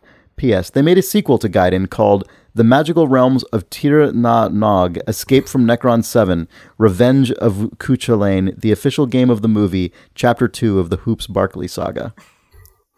Well, I think I was aware of some of that, but I didn't actually know what the premise of I didn't know was. I didn't know the premise. That's good. So an anonymous reader writes, do not publish my name, please. I will be dropping off some excerpts of a book crafted by the very hand of J. Allard. Here is a small taste of his published work. This is a book that I had never seen before. It's called Cumularity by J. Allard. and I think it was published several years ago. It's a book about like philosophy as it relates to the cloud, like cloud storage and cloud computing, but it's like a philosophical Singularity, no. Yeah. No, Jay, no. It says there's a page where it's just an entire blank page of purple page with white text centered in the middle that says, "The cloud is narrowing the gap between me and we." The transformative power of the cloud. Over the next 7 years, practically every cell in your body will regenerate, many several times over. 7 years from this moment, you'll be a materially different organism. It's an intriguing hypothesis, supported by more than a few scientific papers. Apply that same notion to Microsoft, our product offerings, our collective family of brands, our vision of our role in this world. When was this written? 2009. This was written surely right before J. Allard disappeared. Yeah. He was killed for this book. The cloud is like your brain, only more so. The cloud is persistent and permanent. It documents and remembers everything you've ever done on your computer or your cell phone or any other digital device, and keeps all those interactions accessible to you over time. Voyeurism is forever. I don't want to blog. I want to build the technology that allows others to blog, but I have no interest in sharing my personal journal with complete strangers. The notion just doesn't fit with my psychology, but it does seem to fit with a lot of other people's. I get this distinct impression everybody's willing and eager to post his or her life online for public consumption. Everybody wants to be on reality TV. Anyway, this goes on for a while. Then he has a diagram of Neo from The Matrix, and he like outlines Neo's clothing. And then the headline is, "Where did Neo get those rimless shades?" And there's multiple choice answers. Answer 1, at an eyewear shop near Harajuku Station. Number 2, for $5 on the Venice Beach Boardwalk. Number 3, from Lon Lucchini, prop master for The Matrix. Number 4, nowhere. They're part of a simulated reality created by The Matrix. Number 5, from the Oracle, a sapient application designed to investigate the human psyche. Or answer 6, none of the above. Or some of the above. Or all of the above. What? Is there a correct answer given? Well, Jake, let me tell you. What does J. Allard tell us about this quiz, and what does this quiz tell us about ourselves? This is actually a trick question. I'm not even sure the Wachowskis know exactly where Neo got his shades, and they know practically everything about all 3 Matrix films. That's true. They probably do. A more specific, spot-on question might be, where did Keanu Reeves obtain those iconic shades he wore during the filming of the 1999 science fiction martial arts action film titled The Matrix? Now that should be easy to answer. Those shades exist on a prop list somewhere. They were a line item. They were an expense. You better believe somebody knows where they came from. What is the point of any of this? How do Neo's sunglasses relate to the cloud? Only J. Allard, creator of whatever that book is. Cumularity. Of all 3 Cumularity books. Here's another the Cumularity cycle. My Xbox is a blogging machine. I'm not going to read this page. This is so weird. Wow. This is a big book. It's a big, like, glossy book. This book reads like it is what created the velocity to launch J. Allard away into a bike security company. Yeah. It's a collective, Jake. Yeah. This seems like the sort of book you would read and then wake up crying. Yeah. Oh, God. You look up and you have a crying. You have a bookshelf full of them and go, oh no. Yeah. You also basically can't buy this book. I found it available for purchase on like the academic press website of like a Dutch company or something. I don't know. It's really difficult to acquire this book. I'm curious why. We should get a copy though. I feel like Idle Thumbs should try to acquire a Cumularity. Yeah. Here's a pull quote from a page. Of what use is a dream, if not a blueprint for courageous action?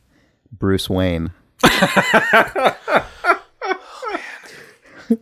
This is not a book.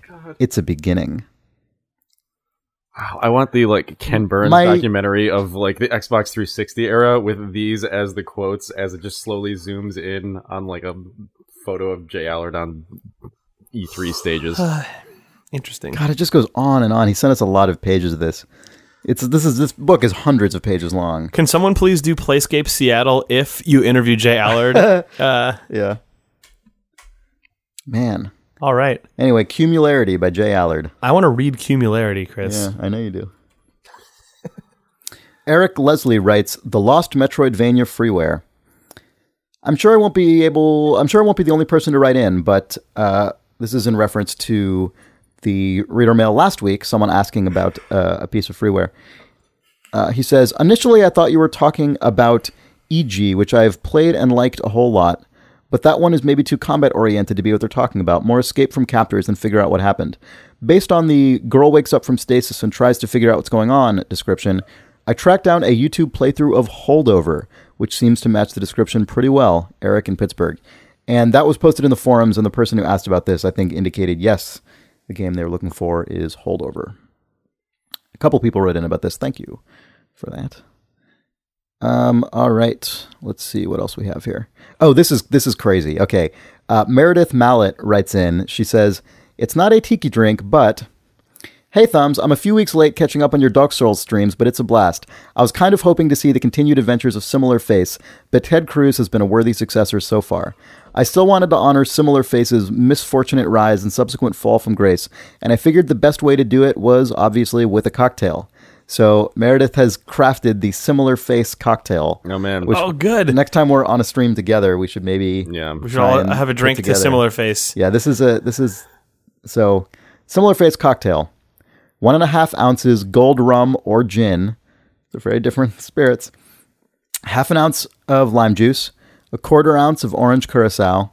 2 teaspoons simple syrup. 2 teaspoons green creme de menthe. And 1 egg white.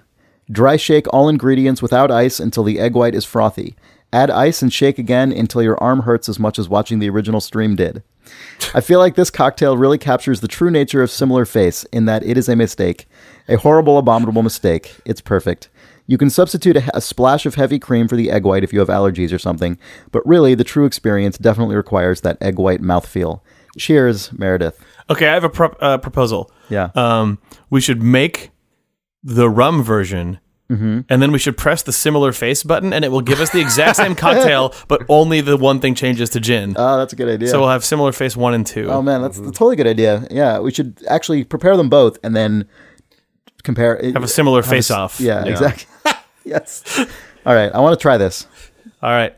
I wonder if Meredith actually subjected herself to her concoction. Whatever, we'll drink it. Yeah.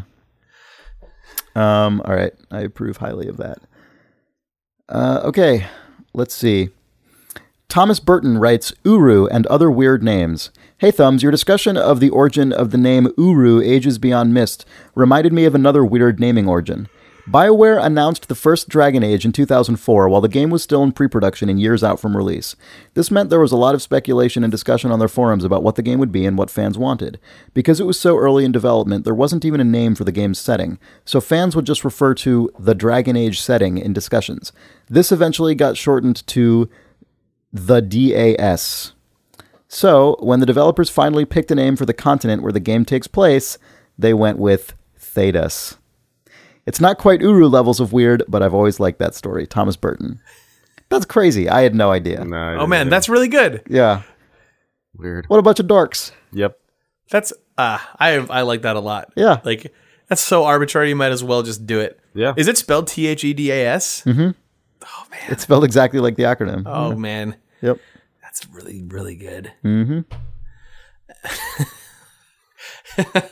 And now if anyone ever questions or tries to change that, fans will go insane because... Oh, they'll never change it. There's I know.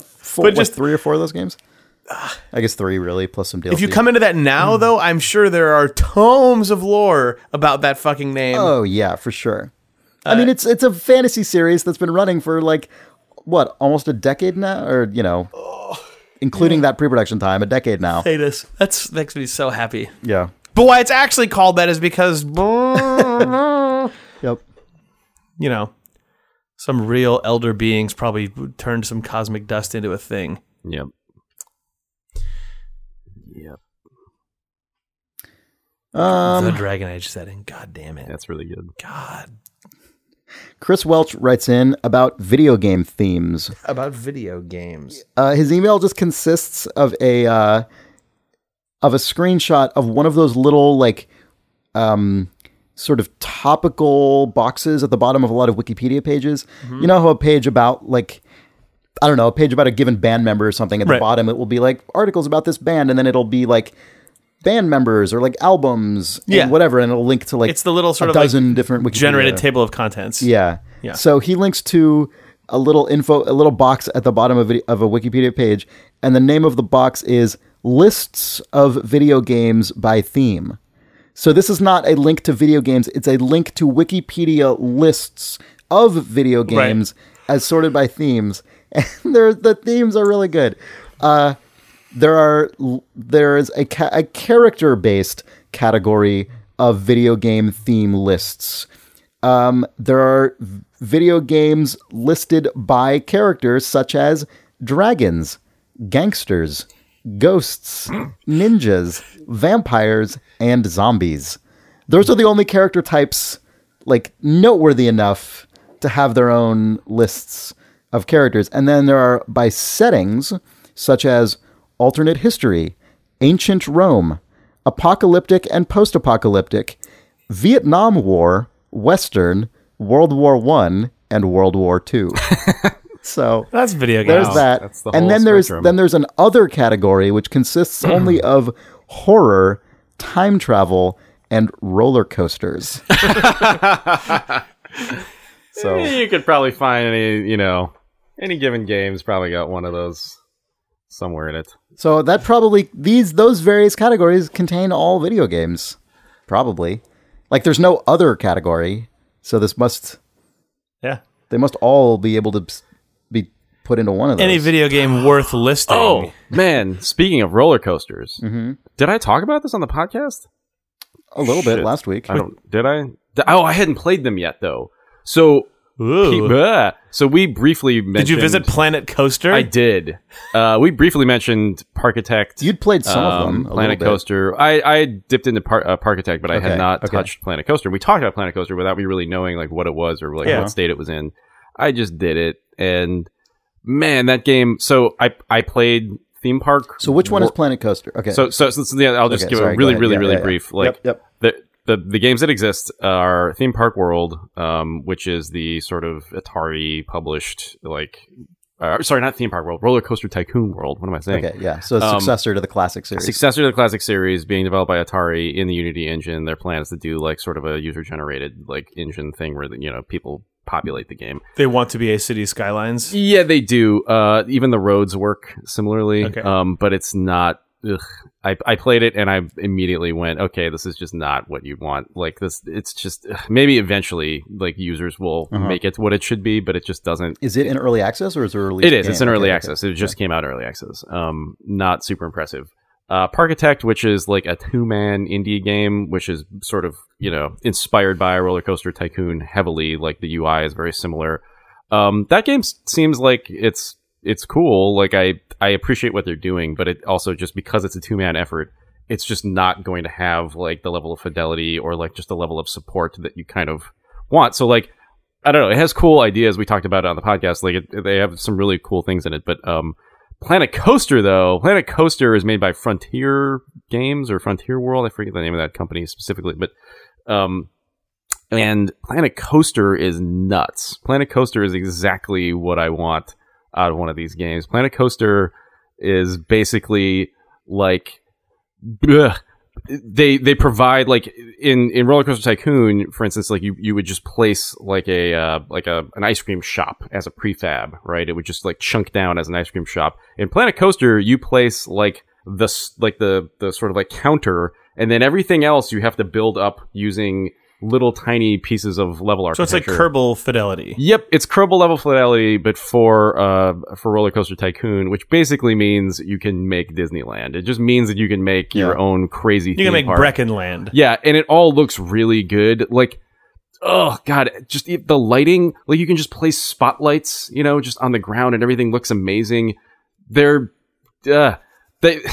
not enough of the game is done, and the number of assets they're going to have to build makes me a little wary. Hold on. Weird, interesting information here. Yeah. So Frontier Development, that's the studio that was founded by David Braben, who made the original Elite. Yeah. And then they made the sequels to Elite at this studio.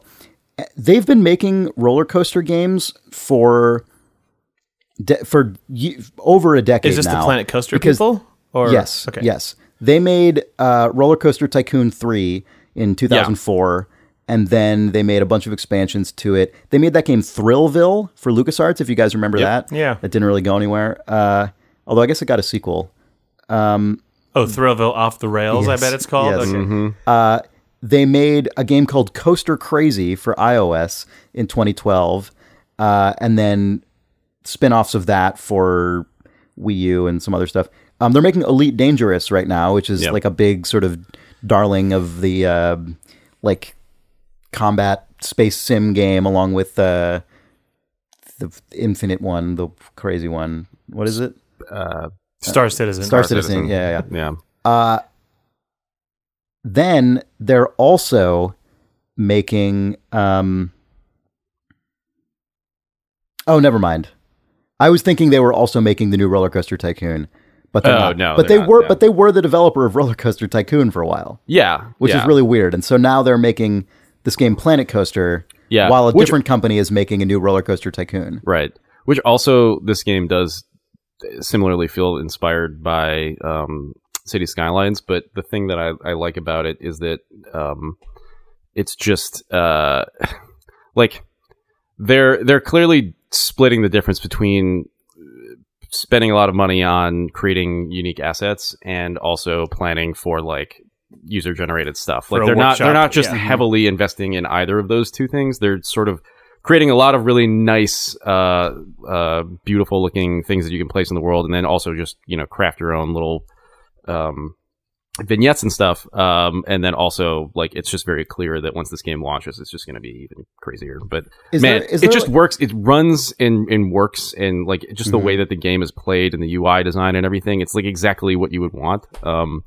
Is there like a fundamental difference in sort of attitude or like concept between Planet Coaster and Parkitect and Roller Coaster Tycoon? Are they all basically trying to do the same thing, or do they have like fundamentally different visions of a theme park creation game? I mean, so Planet Coaster seems fundamentally different in the sense that it's so granular in terms of the design of the actual park that it seems more inspired by like transport sims or just things of that ilk. Like it seems like, man, it just the kind, like the screenshots of like what a thing you can create in Planet Coaster is versus what a thing you can create in Roller Coaster. Planet Coaster just looks more ground level to me. Like it looks like the screenshots that you see are people showing off like the shape of their fence line and then the outdoor vending cart that they built, and then how the roller coaster like sweeps into the composition of that photograph. Whereas Parkitect looks, all the shots that I see look more like old Roller Coaster Tycoon type stuff, where it's still the camera's pulled way back and you're looking at the world from the sky down to the ground. Yep. Planet Coaster, I mean, you can play it from that angle, but the scale of things is much more dramatic. Like the Ferris wheel in Planet Coaster is enormous versus the Ferris wheel in like a Roller Coaster Tycoon, which would just be the size of every other building. Because you're meant to be able to bring the camera down lower and look at it like a theme park pedestrian. Yeah, I don't know. Ugh, man, I think that game is going to be really, really notable once they actually finish it, which I guess is going to happen at the end of the year. But that's cool. Right now, I guess I probably wouldn't recommend spending a ton of money on it right now because it's really in a pretty early spot. But once they actually implement, like right now, actually they don't even technically have coaster building in the game, which is weird. But you can lay the tracks down, but it doesn't work. There's like a debug mode where you can get into and actually start messing with that stuff. And the way it works is fundamentally different than either of the other two games, and also Roller Coaster Tycoon, which is cool. I'm glad they're actually like trying to improve the mechanics of this stuff because it was never perfect.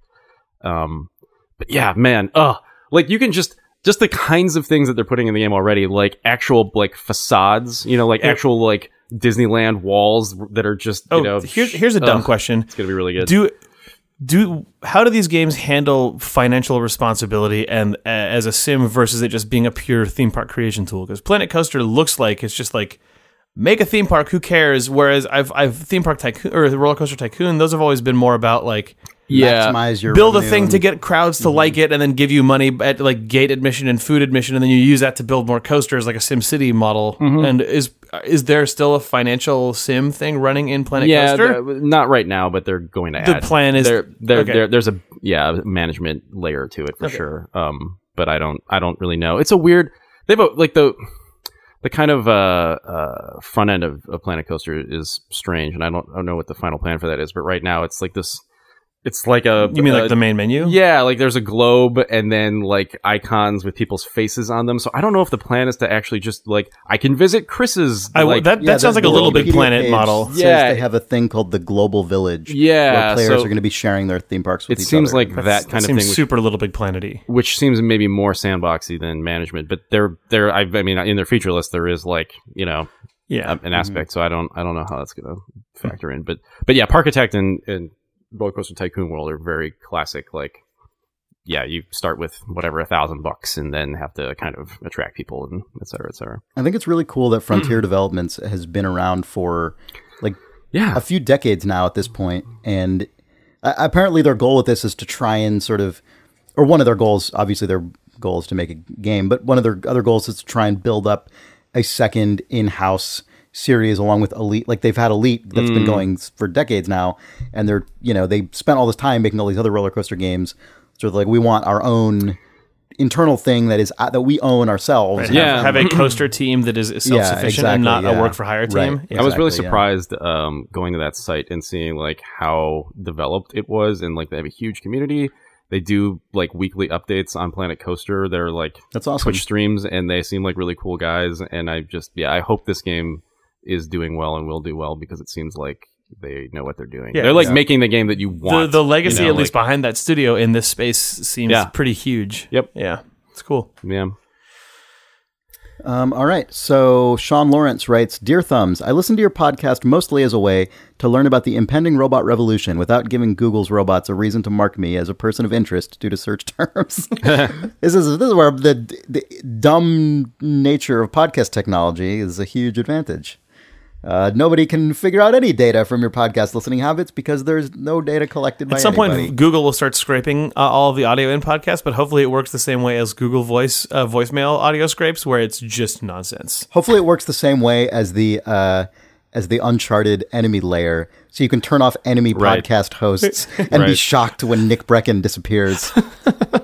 When his voice is just destroyed from the audio stream. Yep.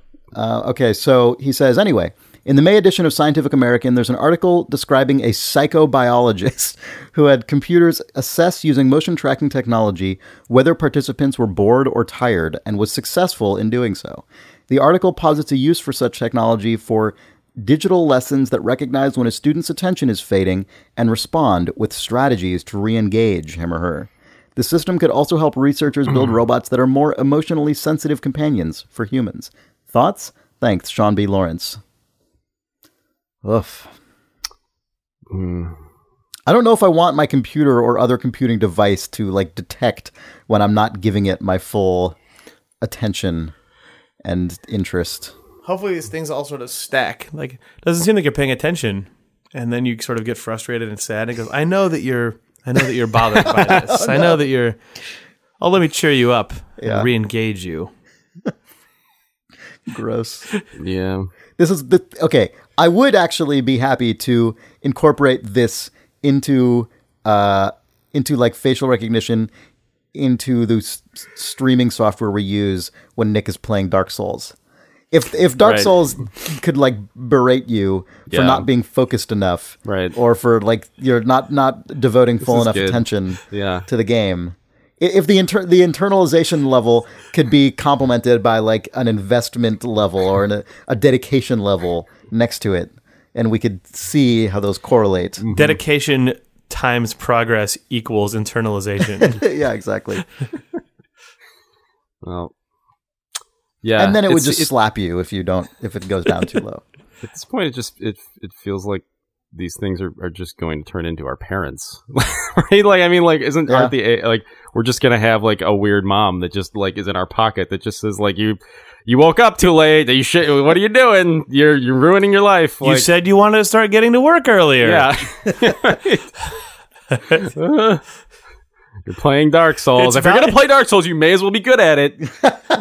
Yeah, that's true. Yeah. It's like your parents, except instead of only nagging you about the things that actually matter to your life, it nags you about everything. Yeah. Really slacking the binge watching of this TV show. You really Your friends they told me that they're on like season 2 already, which is out, by the way. Gross. Yeah. Really not eating that Captain Crunch fast enough. Oh my god, this is getting terrifying. Is it so? It would on one hand berate you for like the poor nutritional content of Captain Crunch, but then if you're gonna be stuffing your face with this garbage anyway, like just get it over with. You should really be doing it because more there's a new efficiently. peanut butter flavor available. Yeah, that's true. There's sort of an implicit weird war between this technology being implemented by like the self-help and dieting industry, and then this technology being implemented by just like the consumer entertainment and food by industry. the person who writes on a shampoo bottle. Also, you could repeat if you want. You could just shampoo your hair twice every shower. Maybe you'll, why not? Why not just burn through the shampoo bottle 2 or 3 times faster than anyone reasonably should? Oh man. The horrible. If you're gonna smoke, just smoke the whole pack. Here you go. Smoke them all. God, the disintegration between like information that is presented in good faith and information that is presented like for a marketing reason. Yeah. Oof. Terrifying. Have you noticed that nutrition facts labels have gotten increasingly sassy lately? I don't think so. Oh man, I can't remember what it was. It might have been like a flavored sparkling water or something, but there's one that I read that was just like, only got great stuff in it, just some water and a mineral or something. It was like, how can you say like, oh yeah, how can there be like a happy, friendly language? How can there be an editorial component to the ingredients? You're right. I totally saw that recently. I saw it. It was like nothing but the freshest squeezed whatever. And I'm like, what? That doesn't seem like an objective like way to present this information. Right. Which then makes you go, oh, so these have just been totally involuntary bullshit just, like, totally forever. Opt in and like what? How is that not serving size just enough? Yeah, you're right. I totally noticed that the other day, and I was really taken aback by it. Yeah. Anyway, maybe you should just get through the whole pack, then you'll be done with them. Yeah. All be over. Gross. All right. So, I don't know, last email, I suppose? Given how much you use this phone, you might as well just get the upgrade. I mean, you use it a lot. Spencer, well, I should know. I'm talking to you through it all day long. I am it. Given how much you use me. Gross. Spencer Wilson writes, Hey Thumbs, I was listening to the segment on last week's cast regarding the janky emergent gameplay techniques of early multiplayer FPS. I think you all made great observations that these mechanics were either polished out of modern games like Call of Duty or formalized in the game's rules as skiing was in Tribes Ascend. However, I can provide at least one example of these janky emergent techniques still existing. A Google search for, quote, chivalry dragging, unquote, will lead you to a six-page guide on obscure techniques within chivalry medieval warfare. Techniques such as dragging, the manipulation of the player view so that your attack lands quicker, an accelerated attack, or that it lands slower, a delayed attack, or even matrixing, the manipulation of the player model in order to avoid another player's attacks. I personally don't spend much time with multiplayer games anymore, but I would imagine with all the early access survival games out there today, and all the Minecraft mods the kids are still playing, that there are plenty of weird emergent playstyles fostered within niche communities. Cheers, Spencer Wilson, Toronto, Canada. Yeah, that is a great observation, because I remember when Chivalry came out and was sort of like, a lot of videos and stuff were being generated of it. That game is clearly totally in that zone of like crazy, sort of knowingly rough-edged multiplayer. Also, there was a longer forum thread about Chivalry. It might have been by the same person, but it sounded like the Chivalry multiplayer community at this point, basically you have to play the game wrong to be considered playing it correctly. Yeah. I totally buy that. You have to be doing all that stuff. What was the phrase that you're supposed to look up? Dragging. Yeah, chivalry dragging. Yeah. That sort of weird pull yourself around stuff is just, if you don't do that, you're an idiot. I'm really glad that there's a game like that is has like a large, robust community that is just there. Yeah. Because obviously most people are not ever going to take to that, but most people never did in the first place. It's just good for that to exist because it's a weird, very specific to computer games like version of multiplayer community. Yeah. Yep. I've mentioned this before, but I know one of the main designers of that game because we worked together at Irrational, and it was so crazy to see that thing blow up. I was really excited about it because it's it's like the most opposite possible thing to like BioShock Infinite, which we worked on together, as you could ever imagine. Yeah. I was really happy when that game was like clearly a huge success. All right, well, you guys want to call it? Yeah, that's probably a podcast. Yeah. Thanks for joining us on Idle Thumbs. As a reminder, there's a thread about Idle Thumbs streams up on the Idle forums. You go to idlethumbs.net, click the forums link. Inside the Idle Thumbs episode subforum, there's a pinned thread that Nick made called Idle Thumbs Streams, and it has links to all the past streams we've done on YouTube and Twitch, as well as a heads up about the next stream. And maybe I'll have 2 upcoming streams on there. If I'm going to stream this coming Sunday during the normal slot, and Nick, you're going to stream on Friday with continuation of Dark Souls. Yep. You can find us on the internet at idlethumbs.net, obviously, and we're on Twitter at idlethumbs. We're on Facebook at facebook.com/idlethumbs. We're on Twitch at twitch.tv/idlethumbs, and we export those streams as well as weekly sort of YouTube versions of our podcast to YouTube at youtube.com/idlevideos. You can write us email at questions@idlethumbs.net. And if you enjoyed this podcast, please tell a friend. I've been seeing people recommend the podcast on Twitter and other places recently, and it's been really, really cool to see. So tell a friend. And if you like the podcast, give us a review on iTunes. I think the way that iTunes podcasts are ranked takes into account all kinds of weird, like, meta ranking, including reviews and stuff like that. And enemies. And enemies. Disable your enemies and give us a review. Thanks for listening. Talk to you next week or sooner on a stream. Bye.